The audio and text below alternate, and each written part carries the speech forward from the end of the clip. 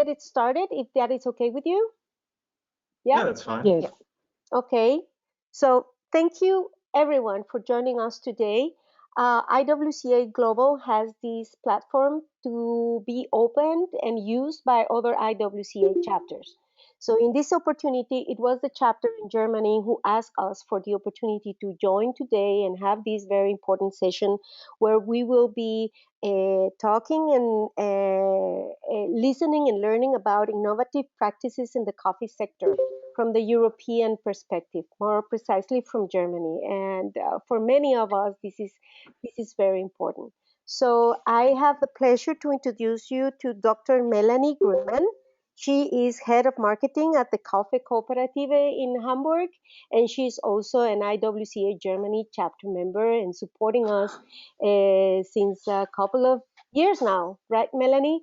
So thank you so much for moderating this session today, and the microphone is all yours. So thank you so much. Yeah, thanks a lot for the introduction and for the invite. I'm very pleased to moderate this session on innovative practices in the coffee sector. And as you know, this event is hosted by IWCA. In case you don't know, I guess most of you will know the IWCA. So it's a global institution which works to achieve empowerment for women working in the global coffee supply chain through leadership development, strategic partnership, and amplified market visibility. And it's co-hosted or co-organized by the German IWCA chapter, also known as IWCA, which is a non-profit organization committed to assisting women involved in the entire coffee value chain. Just to give you a small scope of what I do with Kaffee Cooperative. So we are located in Berlin in Germany, but we are a German Rwandan-based company. So a colleague of mine is working from Rwanda, and we partner with Rwandan smallholder farmers to market and sell their coffee in Germany and in the future, hopefully beyond. What makes us unique is that we buy the final product from the producers to keep the value chain in production completely on the farmer side, which is intended to create more value on the farmer's level. And one of the coffee brands that we sell from Rwanda is Angelique's Finest, which you can see in the background. And this is a women's produced coffee, which was established in partnership with the IWCA. So that's how we all come together here. Now onto our guests. So we have two guests today. The first one is Professor Lindemann from the University of Geisenheim, and Professor Lindemann is a food technologist. Interestingly enough, he started his career in the beer brewing industry. So by the time of the day now here in Germany, it's time for what we call the Feierabendbier. But whoever is in the other side of the world may stick to coffee for now, which is fun as well. Mr. Lindemann now heads the Institute for Food Security and Beverage Technology at the University of Geisenheim. And amongst other projects, he studies how to roast coffee more efficiently, how you can save resources with coffee. And he's the head of the Coffee Lab, where I guess he will talk about a bit now. And he promotes the exchange of science and economy with this coffee lab, and his students can complete internships on coffee farms in coffee producing countries, as well as students from coffee producing countries can come to his university to study. So we are aiming for an exchange here, of course, and I hope this session will connect a couple of people so that we can strengthen these kinds of partnerships. Then our second guest is Alexander Marcks from Rehm Coffee in Hamburg. So that's a specialty coffee trader, and Mr. Marcks, or Alex, as we think we agreed, has worked before in the tea business. So we have lots of variation here. Rehm Coffee has quite some tradition. It was founded in 1906, so it's almost 100 years old. Oh no, more than 100 years actually. And it carries the wonderful tagline, which we'll see later in the presentation, of love, peace, and coffee. So I really like this. Rehm focuses on specialty coffee, on building close partnerships with producers. And what we are gonna hear about today is a women coffee project, Flores del Café in Nicaragua. But this is gonna be our second part. So first I'll say a big welcome to Professor Lindemann, and I'll give the microphone to you, and let's start with your presentation, please.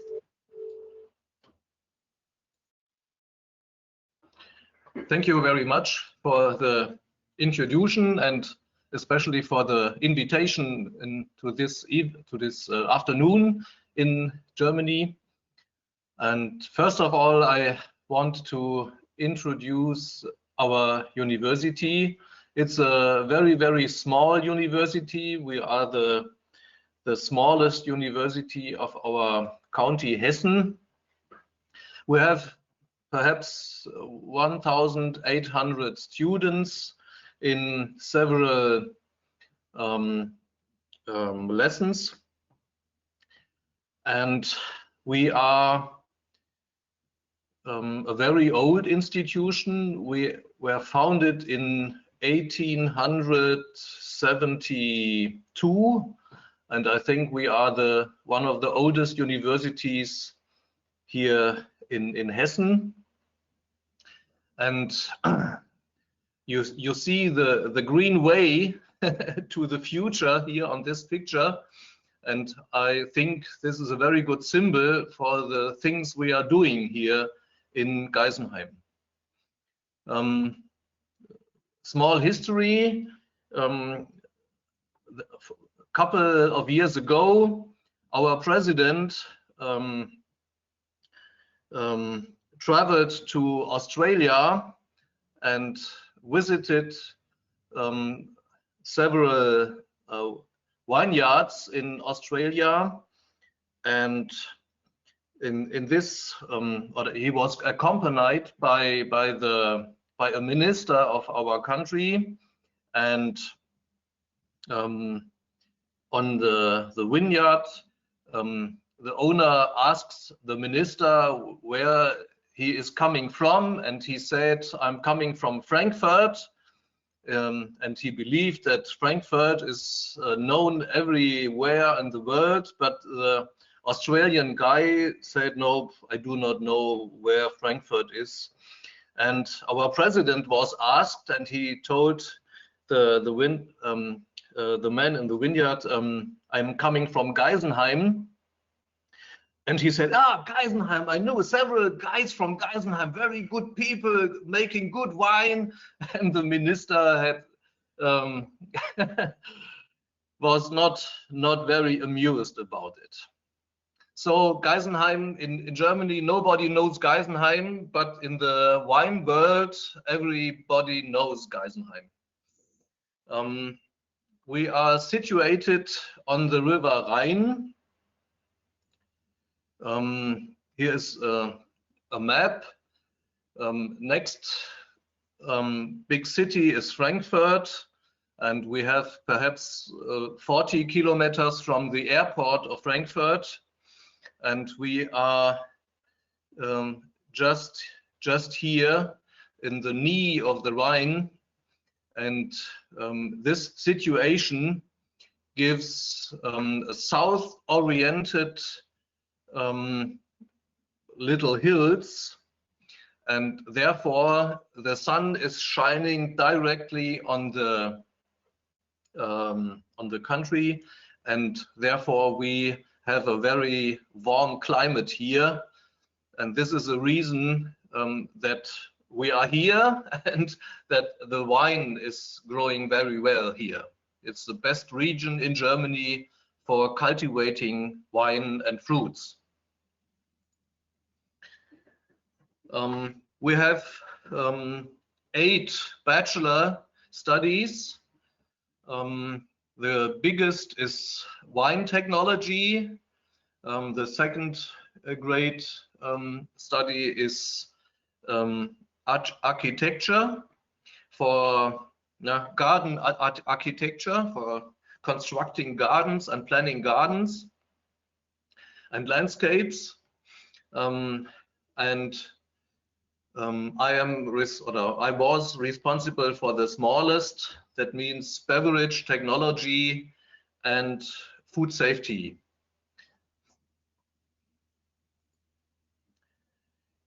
Our aim is to combine practical things with education and research. And we have a special status. We are not a real university, and we are not a university of applied sciences. We are a hybrid.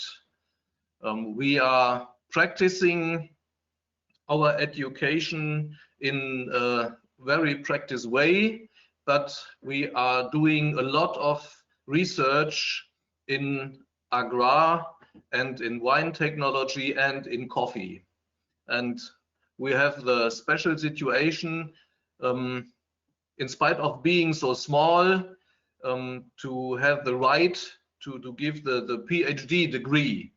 That is a very rare thing in the German university culture. Yes, here are our studies. I do not the right words in English. What we are doing here, it's the technology in gardening, beverage technology, international wine business. We have also studies in English, international wine business, the landscape architecture, food safety, the logistics in fresh fruit, and last but not least, viticulture and enology. That is the greatest part and the most famous part in the education in Geisenheim.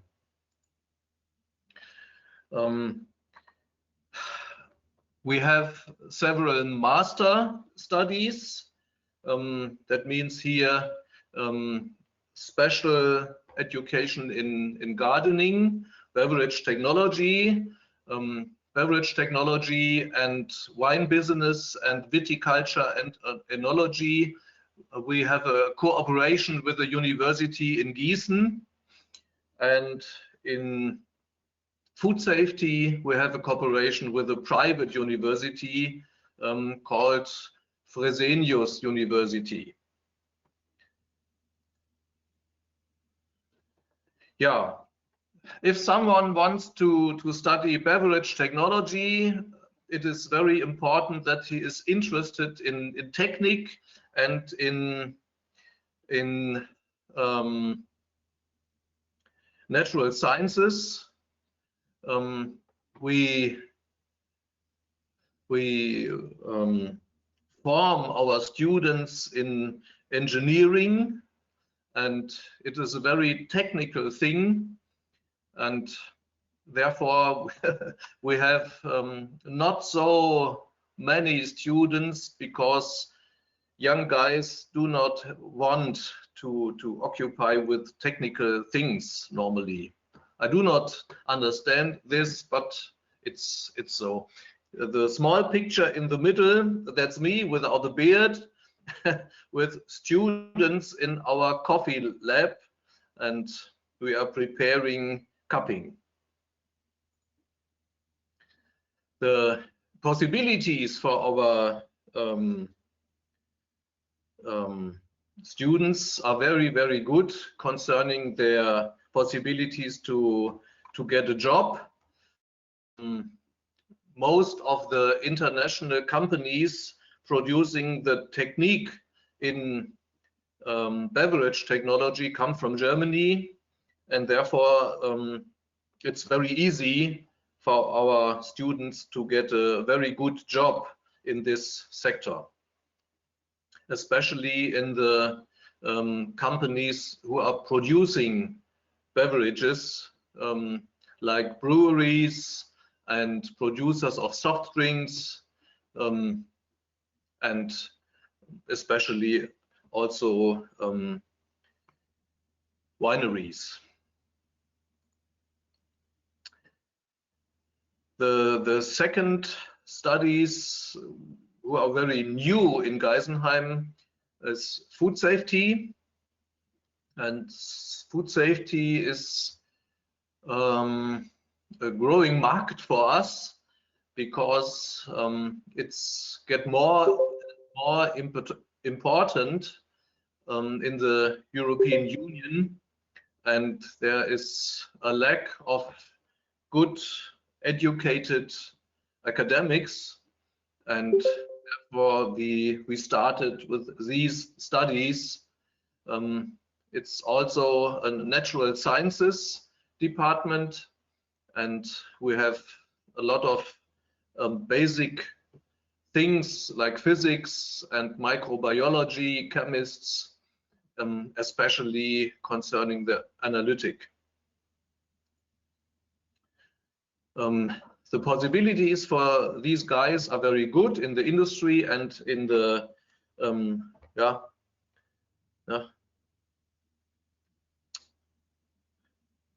wie heißt das, Behörde? Kann mir jemand helfen? In the yeah, like federal institutions. Yes, thank you. Surveillance for food production. Yeah. Why should you come to Geisenheim? It's a very, very beautiful region. You can see here the Rhine. The Rhine is the biggest river in Europe, and just in our region, the Rhine has a brightness from more than 1 kilometer. And there are several islands in the Rhine. You can see here one in this small picture. And it is very warm here and very, very beautiful. The university has an own winery with a surface for more than 36 hectares, only wine. And in addition, we have minimum 30 hectares for production of fruits and vegetables, including the greenhouses. We have 8 greenhouses where we can simulate even tropical situations.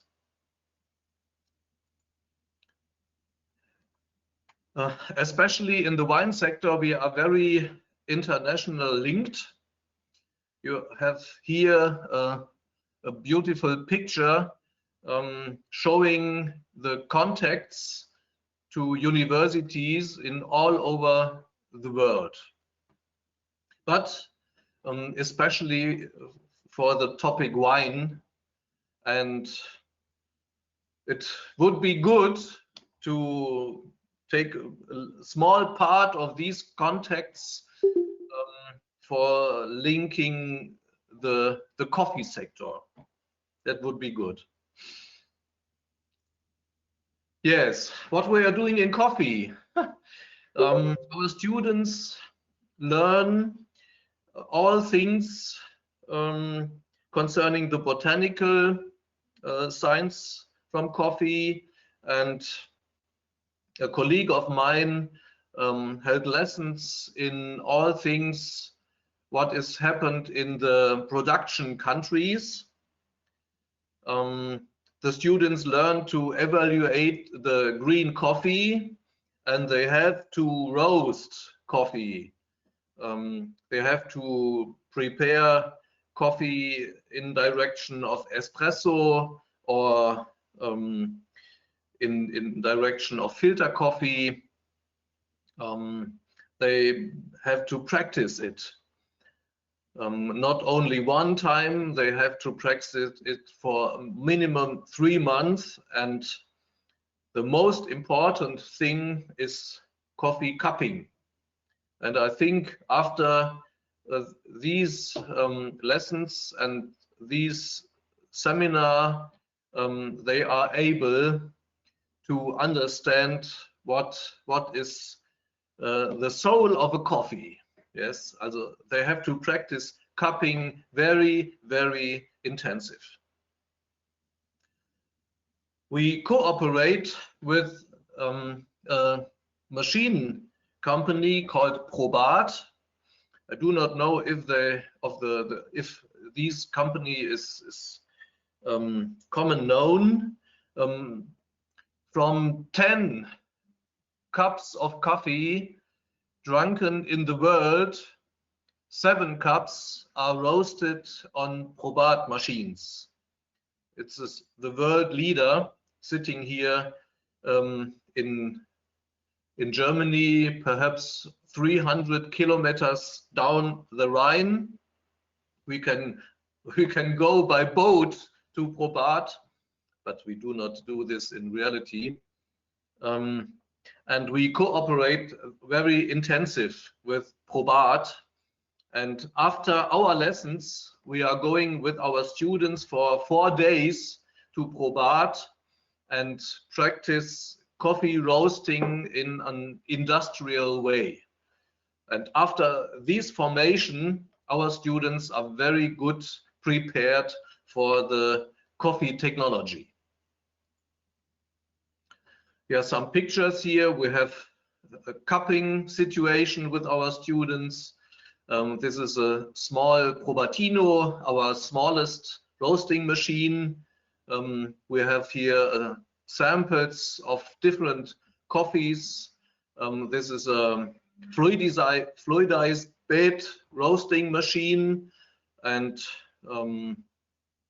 we have also other techniques for going the way from the green coffee here to the roasted coffee down. It is a very, very nice thing. We prepared it for demonstration what is happening during the roasting process. So I have a small film which represents our research activity, especially in the cooperation with Probat. I'm very sorry that is in German, but you can see the pictures and you can get an impression of this cooperation. And I hope it would be possible for me to start the film now.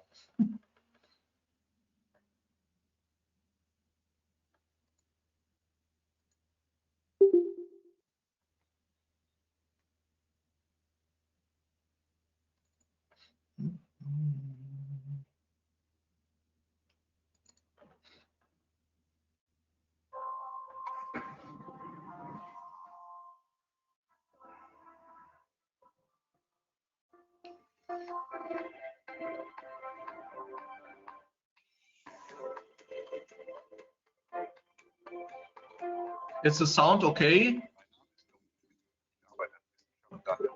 Yes, we can hear a little bit. It's okay. Ich arbeite an der Hochschule Geisenheim am Institut für Modellierung und Systemanalyse. Ich habe mich mit der Frage beschäftigt, welche strömungstechnischen und energetischen Effekte beim Rösten von Rohkaffeebohnen zu beobachten sind. Dazu simulieren wir am Computer, wie die Wärme im Röster auf die Kaffeebohnen übertragen wird. That's Ziel me. ist es, zu erfahren, wie Kaffee effizienter geröstet werden kann. Die Idee zu diesem Projekt entstand im Getränketechnologischen Zentrum und am Institut für Modellierung und Systemanalyse der Hochschule Geisenheim in Zusammenarbeit mit der Firma Probat, dem Weltmarktführer im Bereich Kaffeeröstmaschinen. In bisherigen Kooperationen zwischen dem Geisenheimer Kaffeelabor und Probat wurden eher experimentelle Ansätze verfolgt und weniger auf mathematische Methoden zurückgegriffen. Dies konnte nun gemeinsam mit der Forschungsexpertise der Hochschule Geisenheim und den technischen Möglichkeiten von Probat erreicht werden. Im Laufe des Projektes wurde deutlich, dass die Forschung und die Praxis voneinander This guy is making his PhD degree about coffee simulation. Mein Name ist Sebastian Tück und ich bin Entwicklungsingenieur bei Probat. 2 von 3 weltweit gefundenen Tassen Kaffee werden auf Probat-Maschinen hergestellt. Als Weltmarktführer möchten wir mit unserer technical situation by Probat immer wieder Maßstäbe setzen. Es war spannend zu sehen, wie sich die Ergebnisse aus den Simulationen immer weiter an die Versuchsreihen annäherten und wie die Hochschule Geisenheim für sehr komplexe Probleme immer wieder überraschend einfache This is a model of our new roasting machine. Simulationen konnten wir weitere wichtige Erkenntnisse für den sehr komplexen Kaffeeröstprozess gewinnen. Damit And this is the new machine. Und zum Beispiel mehr Energie einsparen, die Umwelt nachhaltig schonen und natürlich unsere Produkte optimieren. Ziel ist es, unsere Simulation in eine Software umzusetzen, die es ermöglicht, den Restverlauf im Voraus zu bestimmen. Dies würde die Entwicklung von Kaffeeprodukten für unsere Kunden deutlich vereinfachen.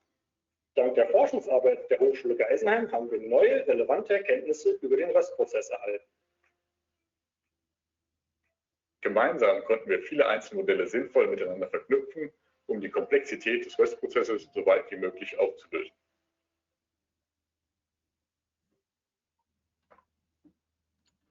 So, this was a small film. I hope you can get a small impression of our work, and thank you for your attention. And if you have any questions, do not hesitate to ask. Oh, thank you, Professor. Thank you for mentioning that, because before we continue, I will ask everyone, if you have a question, you can use the window, the chat window, to place your question, and then at the end we will have them or both presenters answer. So thank you so much.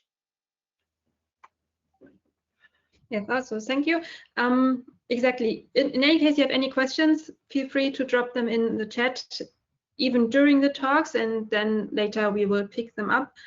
Our next presentation is from Alexander Marcks from Rehm Coffee, and as you can see, it's about Flores del Café, the women's coffee project. So let's start directly, and yeah, I give the mic to Mr. Marcks.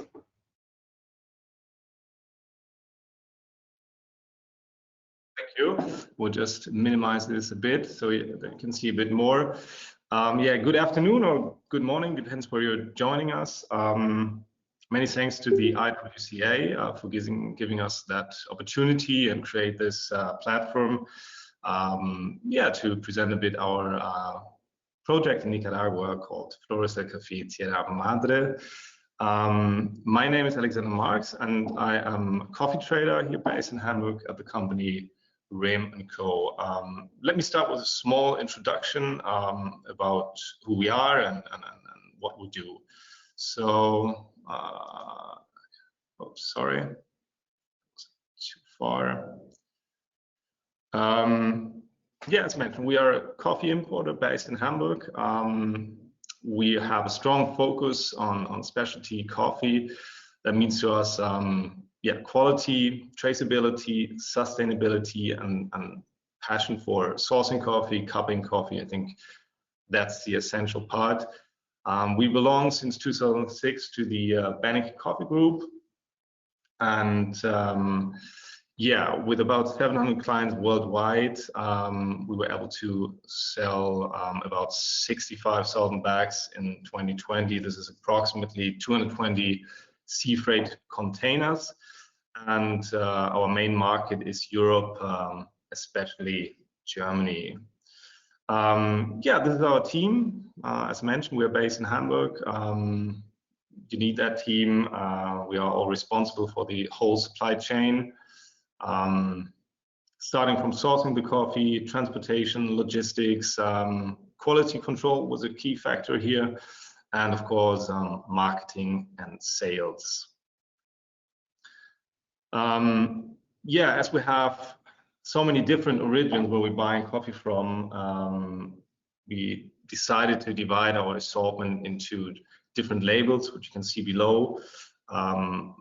This is for giving our roasters and clients some kind of a guideline through our assortment to find the perfect coffee. We have the estates. I mean, I think that's self-explaining. It's one farm, 100% traceable. We're a front producer, and we have the regionals, coffees from specific regions, normally used as basis for blends, a bit more price orientated. And the micro lots and mission reds are special awards we're giving to coffees to highlight the superior quality. The mission red is an label and award we created a few years ago to highlight the innovative work of our producers, trying out new processing methods, creating fantastic exotic profiles. And yeah, those coffees are just available in very, very small quantities. Of course, we have a label for our projects. The Nicaragua Florista Cafe is one of our oldest projects. We have it since 2013, and I will go a bit more into detail during my presentation. Second oldest is from Mexico. It's called Las Chicharas School Project.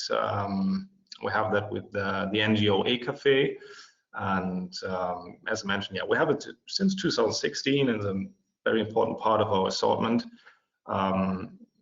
We have two new projects since 2020. Another one from Mexico, which is reinforced project we have together with Fingal Olmo, and some kind of a healthcare project which we're doing together with our producer Fernando Escobar from El Salvador. You can find more information on our website, but I think it's only time for one project today. Some facts for you about Nicaragua, the origin of our coffee, which we present today here. Nicaragua is one of the largest, or is the largest country in Central America with about 6.5 million residents. 43% are the so-called poverty line. I think there are several reasons for that. You might know in the 80s we have the Contra War and affair, several trade sanctions, and of course some devastating hurricanes hitting the country in the past. So this underlines the situation. So, but coming back to the coffee business, Nicaragua is at the moment, if I'm not wrong, but I think the ICO has a good information, is number 12 in terms of export volume, with about 2.65 million bags in 2020, which is about 8% less than the year before. We're buying coffees from the main coffee regions, Jinotega, Matagalpa, Nueva Segovia, and Esteli. And the main harvest time in Nicaragua is from December to March. It depends, of course, a bit on the weather conditions, climate change, El Nino. I think several effects we all know. Coming now to the cooperative who work together in Nicaragua is called Alder Global. They are a long-term partner of us in Nicaragua. They are, let me say, the main people behind the project. They have about 13,500 members. 34% are women, and they had an export volume of nearly 100,000 bags a year, last year, sorry. They have a very clear mission and goals. That means being a valuable association in harmony with God, the environment, social responsibility, and gender equity, which is a big thing also for our presentation. And they are holding some of the, I would say, well-known certifications like Fairtrade, UTZ, Rainforest Alliance, and the Tierra Madre project. Coming to the project itself, I was visiting Nicaragua and Alder Global in 2012. I think that was my second trip to producing country. And we were discussing the possibilities of creating some kind of project with a long-term impact, but on the other hand, also easy to understand, accessible to roasters worldwide, no matter the size. If it's just one bag or container loads, without any need of specific certifications. And yeah, so we got introduced to the Tierra Madre project in Nicaragua. Only 15% of the women have land titles, and as you might know, these kind of land titles are the key access for microcredit loans, which you need again for every economic activity, investments, having a business invest for your farm or whatever, which ends up, of course, in a better family life or life standards. So in every trade we do of these kind of projects, there's an extra premium obtaining these land titles, and support Aldea to make that possible. In 2013, we imported the first container from Nicaragua, and in 2016, Blanca Coffee joined with a larger volume. And until now, we did a total trade volume of nearly 17,000 bags just of that Sierra Madre coffee, which equals to about 60 sea freight containers. Every container, maybe I forgot that, has about 20 tons, so quite a large volume. And the total amount, purchase amount, we gained with that business from the beginning on were about $3.5 million US. This money we gain with that, or the cooperative gain with that, is substantial for helping Aldea, and from Aldea to help the women and create benefits for the associated women and families in the coffee business. And we just point out a few things. Some of them are already mentioned. First of all, and the most important thing, I think, to strengthen the position of women, so the empowerment.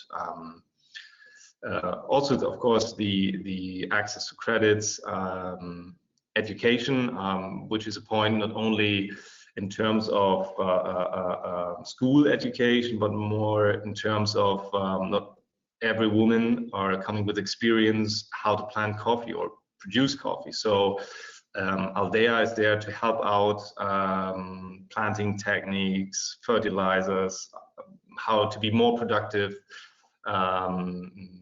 organic certification, all that stuff. And for a farm, I think it's pretty important to have some kind of a long-term supply relationship, which makes sure that you're being part of the business also the next years, and so that helps out.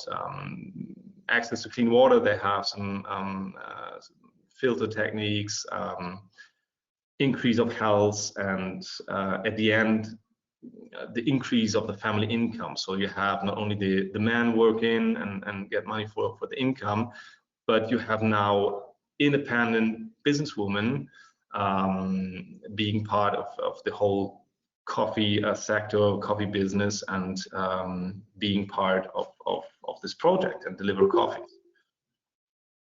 And I think the benefit of that project is, and which makes it for us quite successful, and I hope also for Aldea and all the farmers out there, is that we not only get an annual report stating facts and numbers, but also give some inside view, some kind of faces and stories behind the coffees. And the latest info received is from Juana Pineda, and she joined Aldea in 2000, and shortly after that she requested a loan and credit, buying their own part of land. So she starts being a coffee producer, but she had no experience in coffee planting. So she got some training, education from Aldea, and now she is an important part, a producer of the Sierra Madre coffee, which we import to Germany. And there are way more ladies. We have several information you can request if you have, if you want to.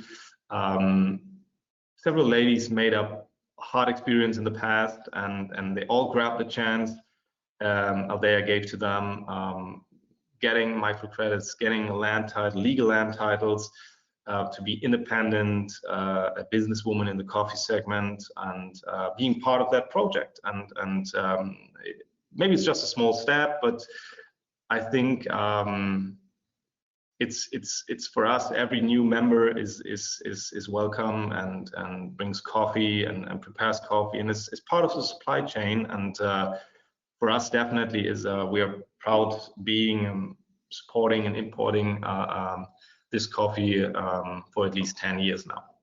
So yeah, many thanks for listening, and yeah, if you have some questions, please feel free to ask, or if you need further information, we have lots of and a bunch of information on our website, and also the other projects we're doing. And yeah, hopefully you enjoyed the presentation, and yeah, feel free to ask. Well, thanks a lot. So we thank you. So we have a couple of questions. Please still continue to let them flow in, so we can go through them anytime. So let's stick with you, Alex.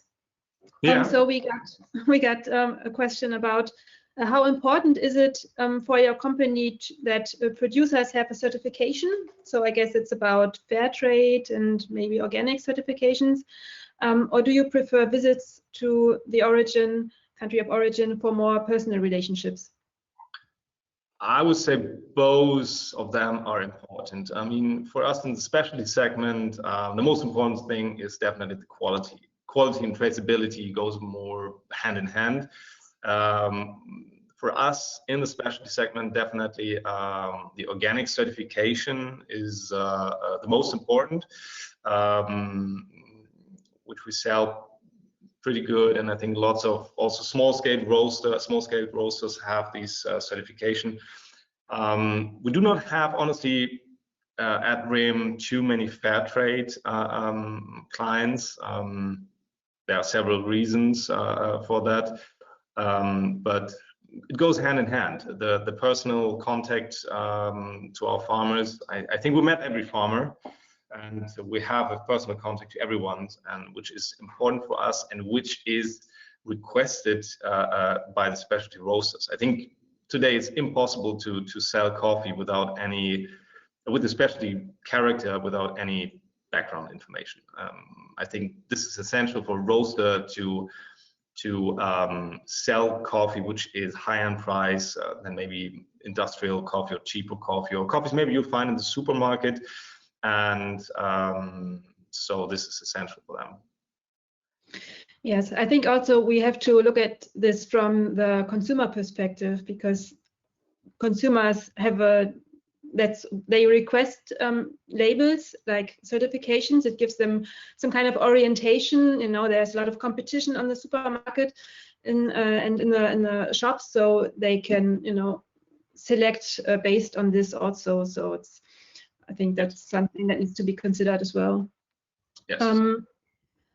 Okay, so another question: any future project of Rehm to Indonesia for specialty coffee? Or maybe you already have Indonesian coffee from? I mean, we have Indonesian coffees, Arabica and Robusta, more Arabica for the specialty part. We just have a new project in terms of specialty with a very small scaled producer. The coffee is still on the way to us, so we are pretty excited. And what makes us pretty happy is that we did already a lot of groundwork, a lot of marketing, and he's really into it. He has a lot of passion, and I think the best way to describe is that a lot of those coffees have been sold already to roasters just by sending out some samples. But I think Indonesia, also like Papua New Guinea, are still exotic countries for the European market. There are some very famous coffees, special processing like the Giling Basar, very unique coffees. So yeah, I mean, we are open. I know we are limited in terms of, let me say, new social or maybe environmental projects, because we think it's very important that you are 100% behind those kind of projects, and that you can promote it with your full power. And as you might have seen, we're not 25 people or 50 or whatever. We are mid-sized importer, so we try our best. But when we decide to go with the project, then 100% yes. Okay. So if everybody has an idea or is interested, please feel free to contact us. So we'd love to hear your ideas. Right. We have not a question, but someone sent in a link to a documentary about Costa Rican coffee production. I will copy this and we can share it later so everybody can watch. Another question is, why do you think coffee from Latin America contributes to the largest share of coffee import in Germany? That goes to you. I would say, I think it's a long tradition. I think that Germany always was, for a long time, the capital of green coffee importation or imports into Europe. And I think there are several very old connections to Central America. But we see massive growth, demand for coffees from Africa, from Asia, like India, Indonesia. I think it's kind of a progress. So I mean, the specialty segment is growing so fast, so rapidly. We have so many unique new coffee roasters out there with fantastic ideas, open-minded, looking for some new coffee opportunities. So I think it might change also in the next years. And I mean, we saw it last year. So we are still in the middle of the COVID pandemic, and we see the problems every country is suffering from. So, but at the end, you can see that coffee is a pretty strong industry. I think because the people out there won't stop drinking coffee, and the demand for high quality coffee is unbroken. Yeah. Right. Let's switch to Professor Lindemann. There was a question coming in if there is anything that the coffee production should learn or maybe could learn from the wine production. The wine guys are very good in selling their product, and they have invented a large vocabulary to describe the wine and the sensory evaluation of wine. And I think this is one point all food technologists can learn from the wine industry. They are very good in speaking about their product. And concerning the technology in coffee, I think the fermentation of the green beans with starter cultures like yeast or other microorganisms to create a special taste or a special flavor. I think the coffee industry can learn this from the wine industry. The two things, the fermentation and the speaking about the product. Yeah. I just have in my mind this coffee wheel, which is also quite complex, isn't it? Yes, yes. So, but that's a good argument. Another question coming in for Mr. Marcks is if you have coffees or programs that you support in Guatemala.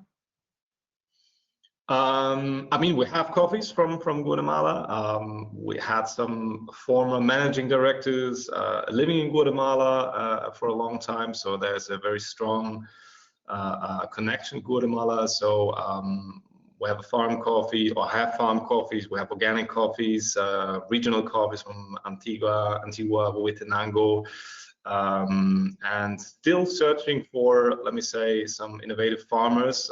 This is more in terms of specialty. like the willingness to offer and produce nice coffees, the so-called like yeast fermentation, winey fermentation, different kind of processes, anaerobics. So this is what also the market is requesting, and so I would say that in every country, I mean, we're covered with good coffees and very professional suppliers and producers. We are always open-minded to get some new ideas, new contacts. I think that's all about in the coffee business. Mm-hmm. Okay. We have no questions coming in. If you still have questions, please feel free to enter. I do have some more questions. For Professor Lindemann, I was quite impressed with the last part, the video you showed, which seems, if I understood correctly, that there's a more software-driven approach to roasting coffee. Is that correct? So before there was a machine and there was like a specific time you chose to roast the coffee until it's the perfect roasting profile, and now you have like these simulations and you can probably better see what's going on. So can you talk a little bit more about this? Yes. Since the middle of the 19th century, we have the drum roasting machines, and they are very good machines, and you can roast the coffee, but nobody knows if there is any way to make it better.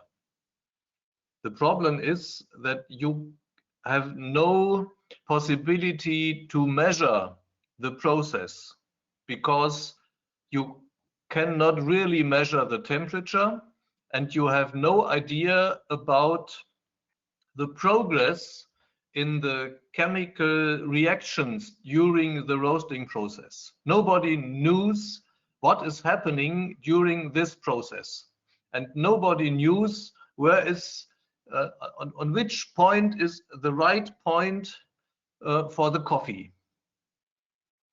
And the mathematical guys say, if you cannot measure the process, we can simulate it. And therefore we started this project for simulation of the process, because it is not possible to measure it. And our aim is to see during the simulation which are the points, which are the screws to turn to ameliorate, to improve the process and to improve the coffee quality. Mm-hmm.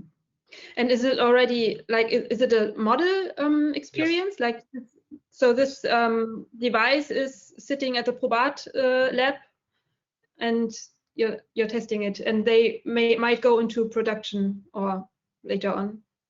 We are just in the process. The first results of this research are going in the construction of the new roasting machine. You saw in the film the new Probat P5, and this machine is constructed concerning the results of our project. Okay. Mm-hmm. The machine is better than the old one concerning energy consumption and concerning the control of the chemical process inside the coffee beans. Mm-hmm. Okay. Melanie, I have a question, if I may. Yeah, sure. Go ahead. Thank you. And it's a question from both of you, Alex and Professor Lindemann. My question goes into the context of supporting projects to empower women, to support women. Do you think that in the future we can think about a partnership between the universities and companies, trading companies, where you can support coffee growing areas or coffee growing projects? Yeah, I totally think so. I think at the end, it's quite good if you have universities establishing new techniques, how to grow coffee. I mean, we have a changing environment. I mean, with the climate change, I think we have to invest money. At the end, also the consuming countries have to invest money, because at the end, it's not only that we buy it and then enjoy a good cup of coffee. So, I mean, we see this season in Nicaragua. I think they were hit by 2 devastating hurricanes in I think 10 days. So in that terms, I think there is a demand of help, university help, to plan in different ways, coffee, new techniques, and on the other hand, also the social outlook. I mean, we have so many female farmers, women in coffee. It's I think still weird. I mean, for all of us, or a lot of us, that we are still at this stage to talk about that we need to empower women in coffee. I mean, we have several very good producers from Brazil, Nicaragua, different countries. They produce fantastic coffees. I mean, there's no difference in quality to men's produced coffee. So I think both are going hand in hand, and I hope that maybe in 5 or 10 years we're not talking anymore about gender equity in that term. It's like you're buying coffee from a coffee producer, no matter if it's a woman or a man. I think at the end we just judge the coffee. So that's our main goal, and we have a demand for nice coffees, and yeah, traceability helps, sustainability in business helps to increase that. And I know that there are still a lot of things where we can help out. I mean, we're just a coffee importer, so of course we're dealing and buying nice coffees which we have to resell at the end. So it's not only that we are there, or our goal is just to spend money. It should be on a long-term scale, and I think we're in a good way. I mean, what I can see there in different countries, very innovative producers out there, strong young guys. We have to keep it, let me say, interesting, also business-wise for young producers go to the coffee business. I mean, we all know it's a business where if you plant coffee, you get dirty hands. It's a hard job. You are, let me say, are in every year in connection to weather conditions which are changing. So I think it's up to all of us to keep it alive and to make it a nice business as it is. Thank you. Professor, what do you think about the research that you are doing? Will be able to have a partnership with the traders to support these projects? Surely. Our aim is the technology, and we are needing several coffee qualities, and we need the help of the traders, because we are not able to import coffees ourselves, and we have no connection to the cultivators in the producing countries. For me, it is not a question of woman or man. It's a question of coffee quality. Alexander told us they have to evaluate the coffee, whatever the coffee comes from, and whoever produces this. Also, we are very, very open, and our students are most of the cases women. We have a large amount of women in our students.